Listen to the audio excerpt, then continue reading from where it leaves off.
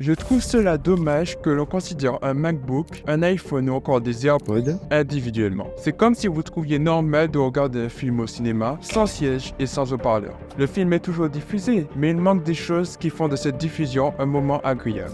Comme le cinéma, le MacBook, l'iPhone et les AirPods forment un ensemble, l'écosystème Apple de base. C'est Scientech et aujourd'hui je vous présente l'écosystème Apple de base et comment je l'utilise. Aujourd'hui, mon MacBook est le Pro de 14 pouces équipé de la puce M3 Pro, le pilier de mon écosystème. C'est le premier appareil sur lequel je me connecte chaque matin après mon petit déj. C'est là que je m'inspire d'autres vidéos sur YouTube Studio, que je réponds à mes messages. Tout cela est faisable sur mon iPhone, mais je préfère le faire sur un écran plus grand et éloigné de toute distraction. Cela me permet de passer sans transition d'une simple réflexion à une idée concrète. C'est de cette manière que j'ai eu l'idée de faire cette vidéo sur la Nintendo Switch en consultant une simple page Twitter. D'ailleurs, je passe des heures sur cet appareil lors de mes séances de montage vidéo. Et c'est là que tu apprécies d'être sur un système qui est avant tout pensé pour être simple, avec un logiciel qui est optimisé pour cette machine en particulier. La seule difficulté est celle du projet. L'outil n'en rajoute pas. Dans la même optique, j'utilise Pixelmator Pro, une version plus simple,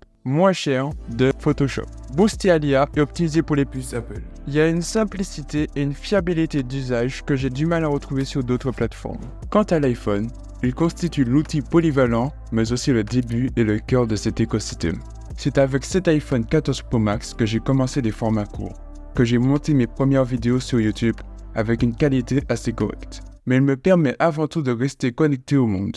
Et c'est en le reliant au MacBook qu'on a accès à de nombreux services, tels que la synchronisation des notes entre les deux appareils, le copier-coller d'un appareil à un autre, le code de validation qui se remplit automatiquement. Tous ces petits détails m'apportent un gain de temps considérable, surtout le handoff qui me permet de débuter une tâche sur mon iPhone et de le terminer sur mon MacBook. Les AirPods 3 complètent cet écosystème et constituent mon compagnon de tous les jours. Pas besoin de bouton on-off ou de le connecter à chaque allumage. En ouvrant simplement le boîtier, il se connecte automatiquement aux deux appareils. Lorsque je passe d'un appareil à un autre, le son est basculé automatiquement sans aucune intervention. Et c'est cette simplicité d'usage qui fait de cet écosystème ce qu'il est aujourd'hui.